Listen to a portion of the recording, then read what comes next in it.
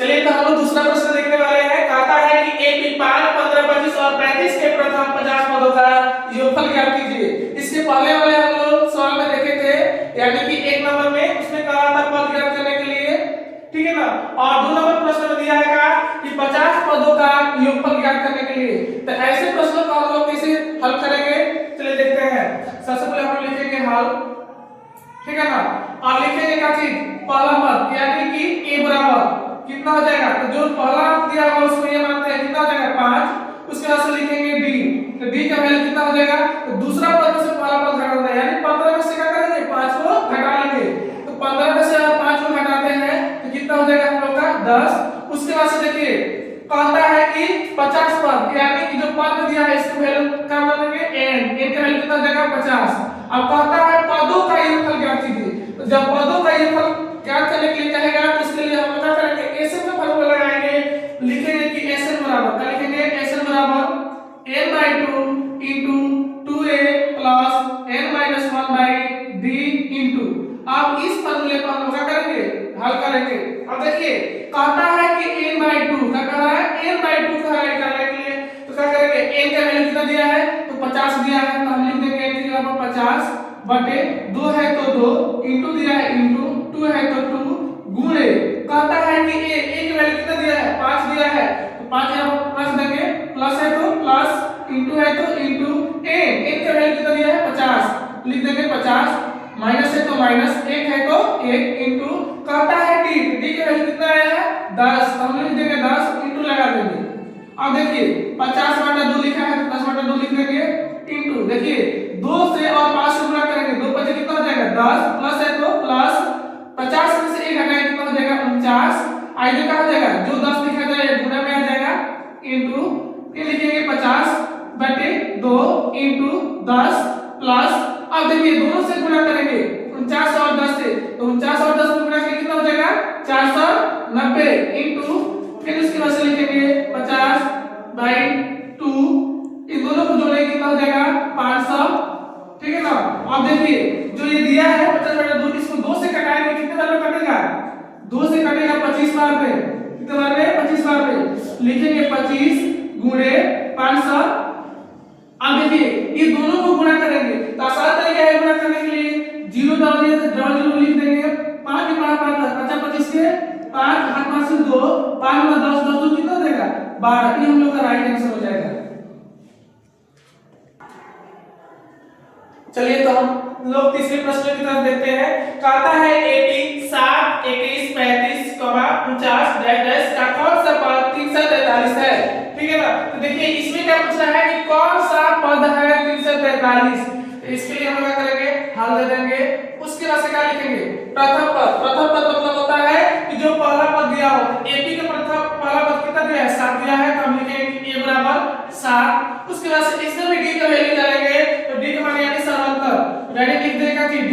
इसके लिए क्या कर सकते हैं दूसरे पद में से पहला पद घटा देंगे, दूसरा पद कितना है 21 में सब लोग का घटा देंगे 7, तो 21 माइनस का लिखेंगे 7 घटाए कितना हो जाएगा, घटाएंगे तो 14 आंसर आ जाएगा इसका, d का वैल्यू 14, ठीक है ना। उसके बाद से ये कह रहा है कौन सा पद दिया है, तो इसके लिए हम लिख सकते हैं n बराबर 343, ठीक है ना। आप पता है इसे कैसे हल करेंगे, तो लिखेंगे क्या चीज कि n बराबर लिखेंगे कि a plus n minus 1/d। अब देखिए n का वैल्यू जो दिया है कितना 343, तो लिख देंगे कितना 343 लिख देंगे, ठीक है ना, इक्वल।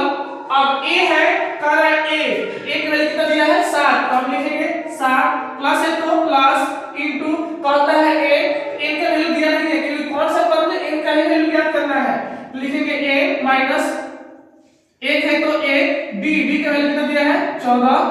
अब देखिए 343 है 343, अब ये प्लस में है बराबर की साइड भेजेंगे तो क्या हो जाएगा माइनस में, एक हट जाएगा इस साइड। अब देखिए इधर कितना हो जाएगा n माइनस 1, इधर कितना हो जाएगा 14। उसके बाद से इसको घटा लेंगे, 343 से 7 घटाते हैं, 343 में से 7 कितना हो जाएगा 13 में से 7 गया तो 6, ठीक है ना, और ये हो जाएगा 3 कितना हो जाएगा 336, तो हम लिख सकते हैं 336 इक्वल। अब देखिए इधर दिया है 14, इधर 14 से और 1 से गुणा करें कितना हो जाएगा 14n माइनस है तो माइनस 14 से गुणा करेंगे तो 14। अब देखिए इधर माइनस में 14 तो दिया है ना, इसको क्या कर सकते हैं, इस साइड कर सकते हैं बराबर की साइड, तो 3 से 36 प्लस माइनस में इधर आएगा तो प्लस में हो जाएगा 14 इक्वल कितना हो जाएगा 14n। अब देखिए ये दोनों को जोड़ देंगे 6 4 10 के 0, ठीक है ना, आपस में 1 और 3 4, 1 से कितना हो जाएगा 5, ठीक है ना, 3 है तो 3, उसके बाद से 14 है तो 14n।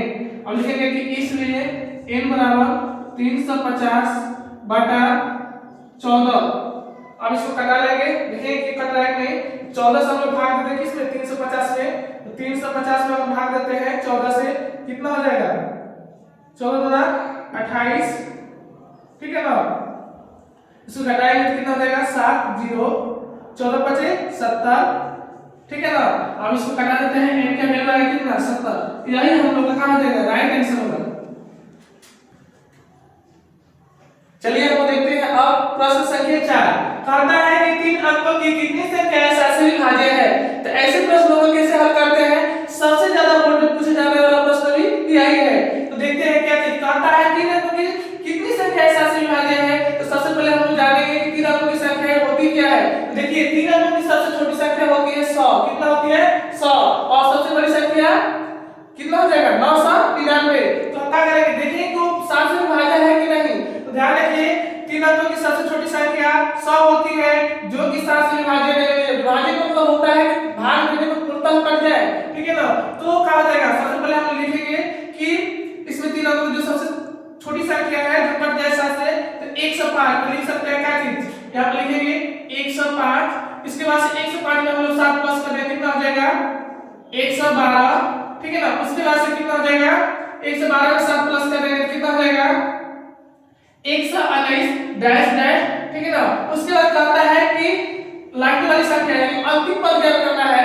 तो क्या करेंगे, लिखेंगे कितना, तो 994, क्योंकि यही संख्या है जो 7 से क्या है विभाज्य है 3 अंकों की।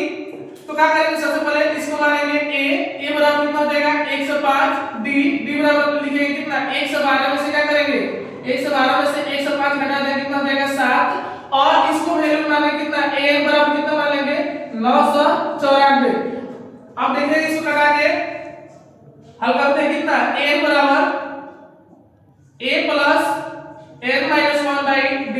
अब देखिए a का वैल्यू कितना दिया है 994 इक्वल a का वैल्यू, a का वैल्यू कितना दिया है 105 प्लस n का वैल्यू नहीं दिया है, यही चीज करना है, 1 है तो 1, d का वैल्यू 7। अब सुनिए 994 में से क्या करेंगे, जो प्लस है 105 दिया है इसके इधर देखेंगे कितना हो जाएगा माइनस में 105, ठीक है ना। इधर कितना हो जाएगा n माइनस 1 बाई 7, ठीक है ना। अब देखिए इसका करेंगे घटा लेंगे 994 से 105 घटाते हैं तो 994 से कितना घटाएंगे 105, ठीक है ना। घटाते हैं 14 से 5 जाएगा तो 9 8 8 हो जाएगा ये, और कितना हो जाएगा 889।